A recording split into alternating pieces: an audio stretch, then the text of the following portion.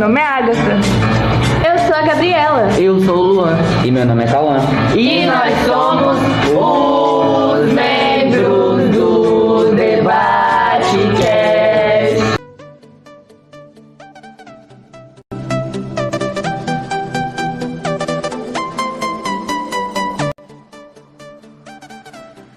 E os entrevistados de hoje são professor Celso, de História, e professora Patrícia, de Geografia, da Escola Básica Padre Pedro Barão. E no DebateCast de hoje, iremos comentar sobre a luta das mulheres ao longo do tempo. Um assunto que vem dando o que falar, não é mesmo?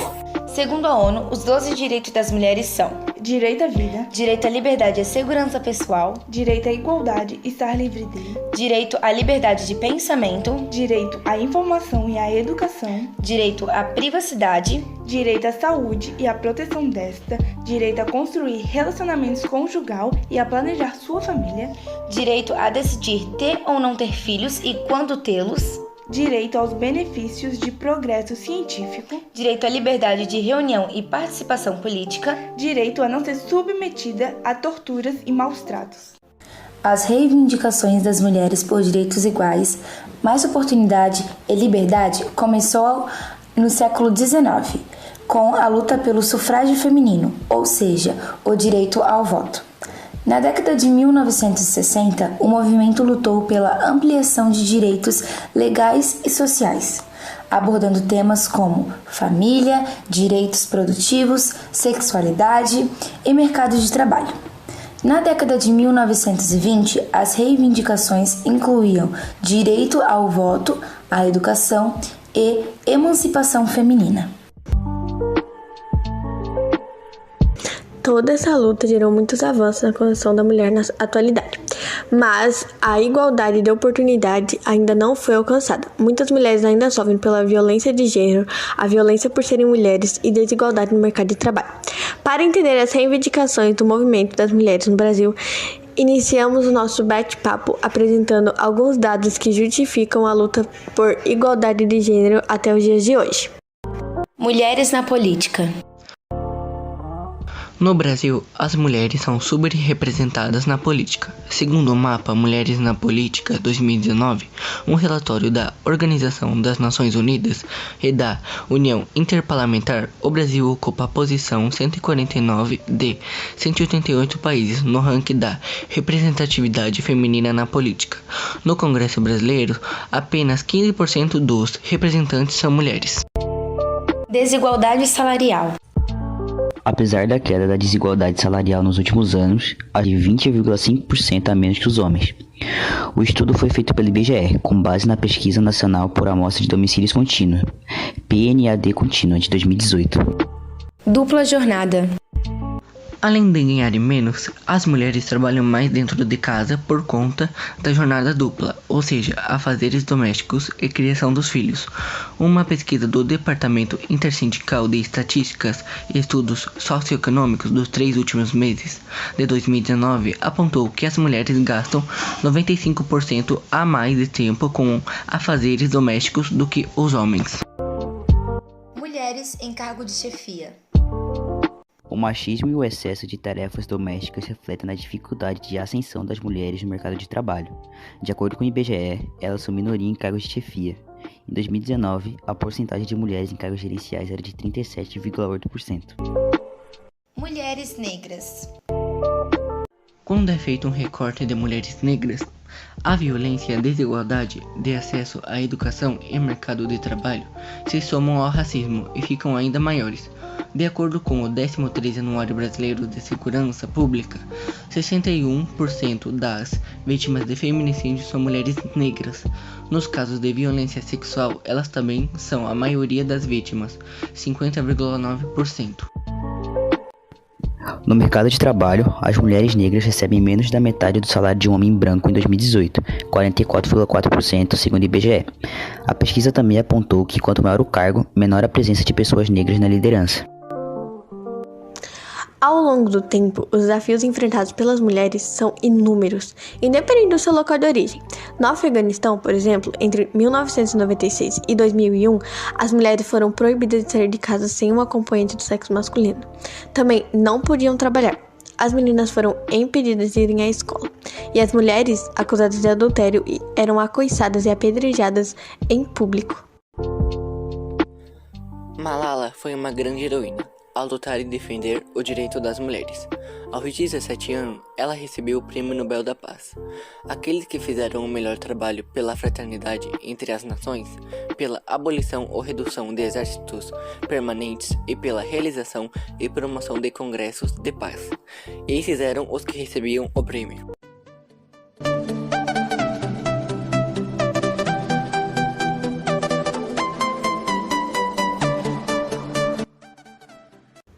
O feminismo é um movimento que começou a partir do século XXI e atualmente virou um movimento social, político e filosófico, que tem como finalidade propor direitos iguais entre as mulheres através do empoderamento feminino sem a existência de padrões patriarcais impostos pela sociedade. Infelizmente, em pleno século XXI, ainda temos desigualdade salarial.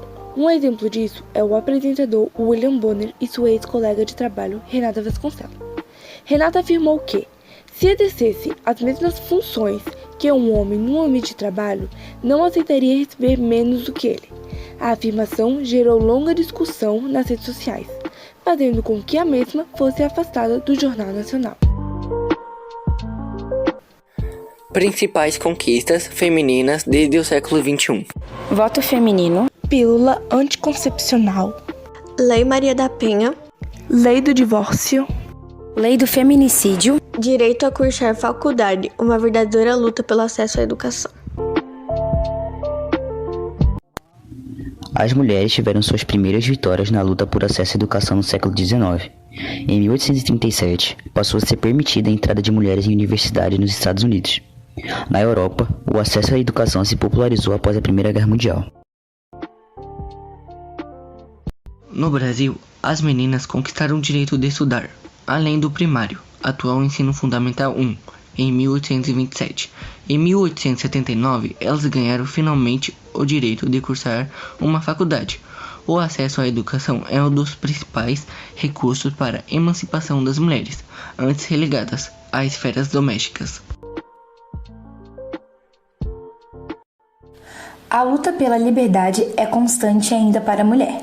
No entanto, esse quadro já foi bem pior, pois a ela era cedido um espaço muito restrito.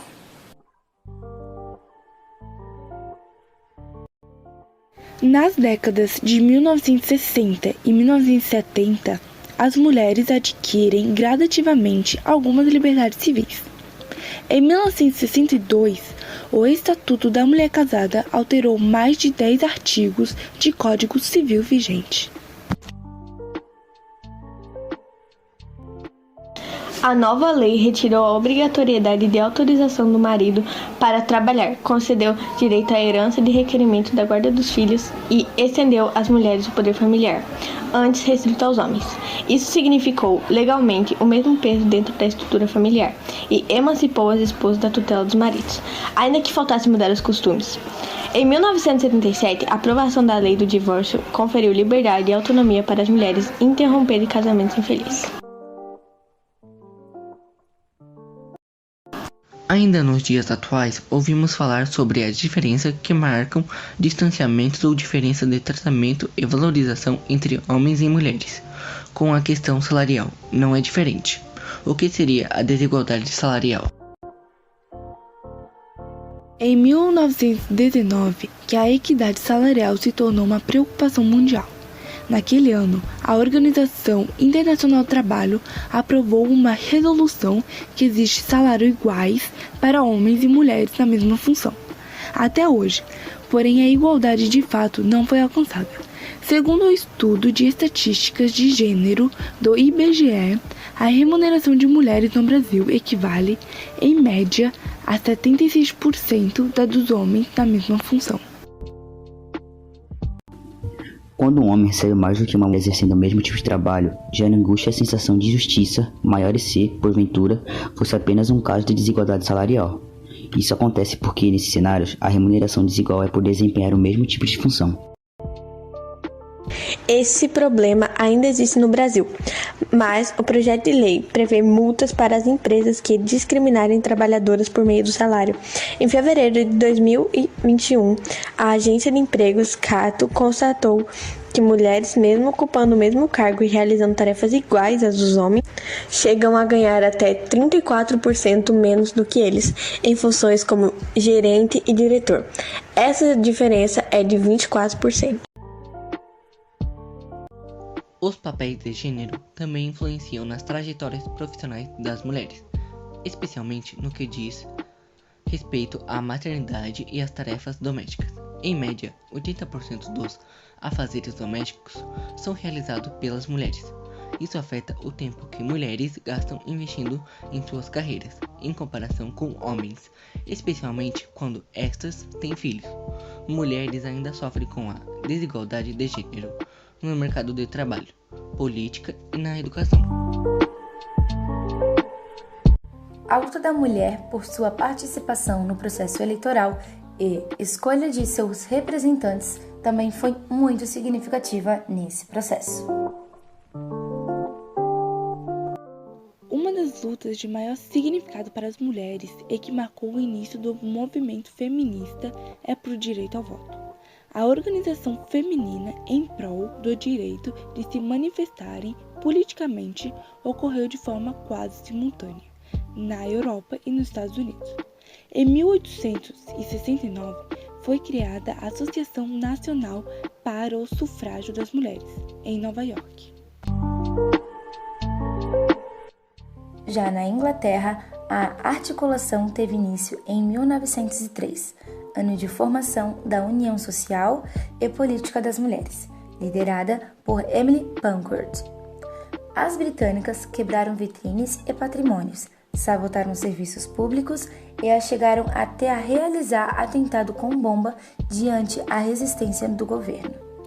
Após apoiarem os esforços do país durante a Primeira Guerra Mundial, as britânicas conquistaram o direito ao voto em 1918. Esse período de reivindicação do voto foi considerado anos depois como a primeira fase do feminismo, embora o termo não existisse oficialmente. No Brasil, esse direito só foi garantido pela Constituição de 1932 após uma luta de mais de 10 anos liderada, sobretudo pela bióloga Berta Lutz, uma das principais articuladoras do movimento pelo voto feminino no país. A mulher luta contra a violência. A luta pelo fim da violência contra as mulheres ganhou força no Brasil a partir dos anos 1980, culminando com a criação, em 1985, do Conselho Nacional dos Direitos da Mulher. As maiores conquistas das brasileiras nessa área, no entanto, são recentes. Em 2006, foi criada a Lei Maria da Penha, a primeira a reconhecer e criar mecanismos para combater a violência doméstica. O nome é uma homenagem à farmacêutica brasileira que ficou paraplégica após sofrer agressões do marido por anos. Foi um importante marco por dar respaldo às mulheres para denunciar agressores.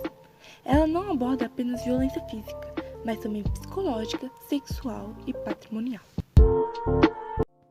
9 anos depois, em 2015, foi sancionada a Lei do Feminicídio, que coloca o assassinato de mulheres por razões da condição do sexo feminino como circunstância qualificadora de homicídio e o enquadra no rol de crimes hediondos. Ela dá visibilidade à violência sistemática a que as mulheres são sujeitas no Brasil. Vocês sabiam que existe o Dia Internacional da Mulher? Pois então, vamos falar um pouco sobre ele. O Dia Internacional da Mulher é uma data comemorativa que foi oficializada pela ONU na década de 1970. Essa data simboliza a luta histórica que ficou muito conhecida como fundadora desse dia. Em 8 de março de 1857, 129 operários morreram carbonizados em um incêndio ocorrido nas instalações de uma fábrica têxtil na cidade de Nova York. Supostamente, esse incêndio teria sido intencional, causado pelo proprietário da fábrica como forma de repressão extrema, às greves de levante das funcionárias na fábrica e ateado fogo nelas. Essa história, contudo, é falsa, e por isso 8 de março não está ligada a ela. Datas como o Dia Internacional da Mulher são importantes para conscientizar acerca da valorização da mulher em seus vários contextos sociais. Na sua opinião, essas datas cumprem seu papel? Como podem ser mais efetivas? As datas comemorativas com relação ao direito das mulheres, elas geram uma conscientização mais pontual, né? É naquele momento. Então, várias ações são feitas somente naquele momento. A efetividade dessas ações deveria ser na continuidade delas, né? Na valorização dessas mulheres ao longo do tempo, ao longo do ano, durante o período todo de trabalho dela. E em alguns momentos, em algumas firmas, a gente vê que já está sendo feito isso. Muitas vezes, e eu digo sempre, a valorização tem que partir sempre da pessoa e da mulher. E muitas vezes a própria mulher não se valoriza.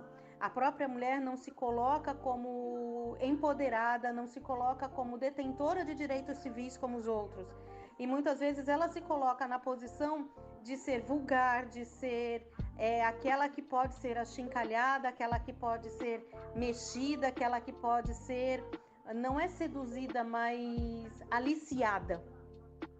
É só você ver a geração mais nova quando resolve estar nas redes sociais exibindo somente a parte do corpo que mais atributo tem, como o bumbum, né? Como as pernas, o bumbum, o seio, a cintura, e a forma como elas dançam e a forma como elas chamam para esse caráter somente sexual da mulher.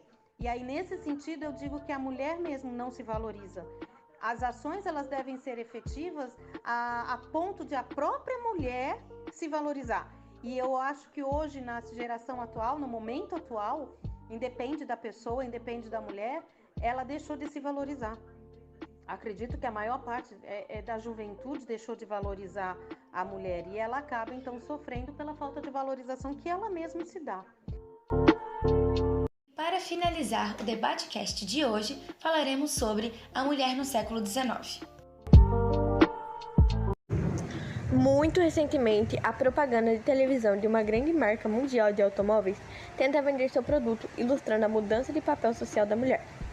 Uma jovem com traje de executiva chegava em casa após um dia de trabalho e cumprimentava seu marido, o qual estava ocupado preparando a refeição da família. Para surpresa desse homem, que comandava a cozinha e cuidava de suas filhas, sua esposa o presentearia com um carro novo. A partir dessa cena rapidamente aqui descrita, pode surgir a seguinte pergunta: esse comercial faria sentido há décadas atrás? Certamente que não. Contudo, essa resposta carece de uma explicação menos simplista e requer uma maior compreensão do que se chama de questões de gêneros e papéis sociais. Ao longo do século XIX, as mulheres passaram gradativamente a ocupar mais espaço nas cidades. Se no começo do século XIX era mal visto pela sociedade uma mulher sair à rua, a não ser que fosse à igreja, e ainda assim deveria estar acompanhada. Com o passar do tempo, as mulheres começaram a ocupar espaços antes restritos aos homens, como cafés, lojas e teatro. O desenvolvimento do capitalismo colocou a mulher no lugar de consumidora, tanto de mercadorias dispostas e vendidas nas novas lojas de departamento, como de espaço de lazer. Ao mesmo tempo, as mulheres passavam a trabalhar em fábricas, lojas, consultórios ou escritórios, além de frequentar cursos de formação superiores, tornando-se advogadas, médicas, enfermeiras e professores. Como víamos, as lutas pelo direito ao voto, de salário e direitos trabalhistas iguais foram se desenvolvendo durante o século XX, encontrando o auge com o movimento feminista na década de 1960. A partir de lutas cotidianas, às vezes silenciosas, a situação foi aos poucos mudando, sendo que ainda na segunda década do século XXI, muitas diferenças entre os homens e mulheres no âmbito das relações sociais ainda permanecem. Entretanto, várias conquistas foram alcançadas, principalmente no que diz respeito às relações trabalhistas, políticas, empresariais e da liberdade sexual. Na esfera doméstica, as mudanças ocorreram no ritmo mais lento. A violência doméstica ainda é uma realidade constante na vida cotidiana de milhares de mulheres. Leis como a Maria da Penha e o feminicídio foram necessárias para garantir proteção à mulher. Como você avalia frente ao contexto da pandemia, quando, conforme vários estudos mostram um aumento vertiginoso na taxa de violência contra a mulher? Em questão da Lei Maria da Penha do feminicídio, venho para ajudar, venho para completar, a trazer um pouco de alívio para as mulheres que estão sendo agredidas. Mas somente a Lei Maria da Penha do feminicídio, elas não são suficientes, porque é uma questão de cultural. E quando não mudarmos a mentalidade das pessoas, do povo, sobre o não agressão, a não agredir a mulher, isso não vai mudar. O período de pandemia só vem trazer algo ainda mais preocupante. No momento que as mulheres estavam em casa com seus companheiros, aumentou essa agressão. E essa agressão não é somente contra a mulher, é também contra as crianças, os filhos, os que estão morando junto com esse agressor. Então, a Lei Maria da Penha de feminicídio é somente mais uma arma, mas quando não investirmos em educação e em uma consciência no povo, ainda vamos, infelizmente, ouvir muitas notícias de violência contra a mulher. Como você avalia o movimento feminista na atualidade? Essa representatividade tem sido efetiva de fato? Por quê? Então, como eu avalio o movimento feminista na atualidade, eu acho que se perdeu um pouco a essência do que é esse movimento feminista. Acho que as feministas, elas na luta pelo processo de querer a igualdade e os direitos iguais perante os homens, elas acabaram perdendo a essência da sua feminilidade. Em nenhum momento você ser feminista quer dizer que você vai perder o direito de ser feminina. E eu acho que nesse sentido as mulheres acabaram se perdendo um pouco. Além de elas estarem querendo direitos que acho que estão abusando da tentativa de querer alguns direitos. Você tem direito de ser quem você quiser, você tem direito de fazer o que você quiser, mas você não tem direito de expor o outro ao ridículo, você não tem direito de expor o outro ao constrangimento. E em muitas das manifestações que eu vejo, os valores morais estão se perdendo nessa luta pelos direitos das mulheres, sabe? Esse é o meu ponto de vista, né? Eu me considero feminista no momento em que eu luto pelo que eu acho correto para mim, para o meu gênero, para minha classe, para as mulheres. Porém, em momento nenhum eu preciso deixar de ser feminina, né? De ser mulher para conseguir esses direitos. Em relação sobre o movimento feminista na atualidade, eu acredito que o movimento foi muito eficaz no passado. Todos os direitos que as mulheres hoje têm é graças a esse movimento feminista que foi buscar os direitos das mulheres. Mas na atualidade hoje, o movimento feminista ele tem se perdido, pois não é mais uma unanimidade os direitos e os caráteres políticos que eles estão buscando. Nem tudo que a liderança do movimento feminista estão propondo é a vontade de todas as mulheres. Me parece que não estão ouvindo todas as mulheres, pois muitos não concordam com esses movimentos, de algumas pautas desse movimento. Então eu acredito que eles deveriam ouvir um pouco mais as mulheres, não somente a liderança desses movimentos. Sobre a representatividade tem sido efetiva de fato? Sim e não. Sim, porque eles estão levando a vontade de um grupo de mulheres, estão conseguindo levar com isso, e não, porque nem todas as mulheres concordam com as pautas que esses movimentos, torna a dizer eles, nem todas as mulheres concordam com as pautas desse movimento feminista. Então, o que falta nesse movimento feminista hoje é realmente ouvir as mulheres. Está sendo ouvido muito a liderança, uma vontade política, tem mais uma vontade política do que realmente buscar os direitos que as mulheres precisam. Então é isso. O porquê? Porque eles precisam ouvir as mulheres, né? Senão as mulheres estão sendo vítimas dentro do seu próprio movimento. Quais os maiores desafios enfrentados pelas mulheres para ainda, na atualidade, garantirem ou manterem seus direitos? Elas se valorizarem, elas se sentirem empoderadas e indivíduos de direitos, né? Sujeitos ativos na sociedade de direitos. Existem mulheres que ainda sofrem muita insegurança e medo por conta da própria criação em casa. Existem mulheres que são muito acomodadas frente ao que o parceiro ganha e acham que elas não têm necessidade de trabalhar, independente do quanto entra em casa.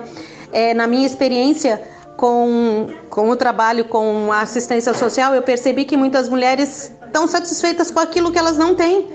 Se elas ganham uma blusinha por mês, se elas ganham uma calça a cada 3 meses, tá bom. A vida delas tá boa daquele jeito, criando filho e reclamando da vida. Então, a partir do momento que as mulheres conseguirem entender que elas também são cidadãs de direito, que elas também têm a responsabilidade de correr atrás e de realmente ajudar, não só dentro de casa, mas ajudar a sociedade dentro das suas experiências, dentro do seu trabalho, dentro da sua comunidade, dentro da sua sociedade, elas aí sim vão estar garantindo os direitos delas. Mas muitas mulheres se acomodam frente à situação e se colocam no papel de subservientes e submissas ao que está acontecendo. E aí tá bom do jeito que tá. E nesse sentido eu não vejo elas conseguindo ou querendo mudar essa realidade. Então só vai realmente mudar quando as mulheres perceberem que elas têm valor, elas se perceberem que têm valor e que elas têm responsabilidades frente à sociedade. E não somente os homens ou os outros. Os outros têm responsabilidade. Eu tá bom do jeito que tá, eu não preciso mudar. E aí eu acho que fica complicado, né? Você parar e pensar dessa forma, porque sempre joga a responsabilidade pro outro. Há chances de retrocessos frente aos direitos já adquiridos pelas mulheres? Por quê? Enquanto há chance de retrocesso, sim. Sempre há um perigo de retrocesso.